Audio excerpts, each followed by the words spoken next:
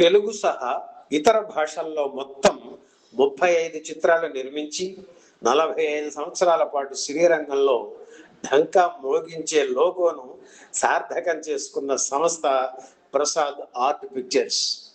ఈ సంస్థ అధినేత అనుమూలు వెంకట సుబ్బారావు తీసిన తొలి చిత్రం పెంపుడు కొడుకు. ఇందులో నట సామ్రాట్ అక్కినేని నాగేశ్వరరావు నటించాలి, కానీ ఆయనకు కథ నచ్చక అందులో నటించలేదు. అయితే రెండవ తెలుగు చిత్రం ఇల్లరికంతో మొదలుపెట్టి మొత్తం 12 చిత్రాలు అక్కినేనితోనే నిర్మించి చరిత్ర సృష్టించారు సుబ్బారావు. అంతేకాదు, అక్కినేని కుమార్తె సుశీలను తమ కోడలుగా చేసుకుని వియ్యంకుడు అయ్యారు సుబ్బారావు. ఇల్లరికం చిత్రం 1959 మే 1న విడుదలయ్యింది. కళాభారతి జమున కథానాయికగా నటించిన ఈ చిత్రానికి తాతినేని ప్రకాశ్రావు దర్శకత్వం వహించారు. అక్కినేనికి ఇది 74వ సినిమా.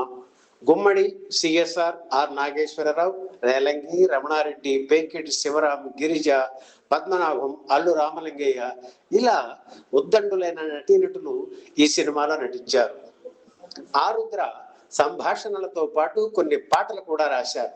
ఇల్లరికం చిత్రానికి మొదట సాలూరి రాజేశ్వరరావును సంగీత దర్శకుడిగా అనుకున్నారు, కానీ ఏవో కారణాల వల్ల ఆయన చేయనన్నారు. అప్పుడు తాతినేని చలపతిరావుకు అవకాశం ఇచ్చారు.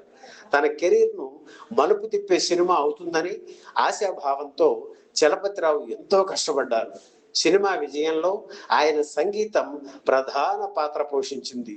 ముఖ్యంగా నిలువవే వాలు కనుల దాన, వయారి హంస నడక దాన, చేతులు కలిసిన చప్పట్లు, మనసులు కలిసిన ముచ్చట్లు, నేడు శ్రీవారికి మేమంటే పరాక, ఎక్కడి దొంగలు అక్కడనే గప్చిప్, భలే ఛాన్సులే భలే ఛాన్సులే, ఇల్లరికల్లో ఉన్న మజా వంటి పాటలు ఇల్లరికం చిత్రం విడుదలయ్యి 60 ఏళ్లు దాటినా ఇప్పటికీ వినిపిస్తూనే ఉన్నాయి.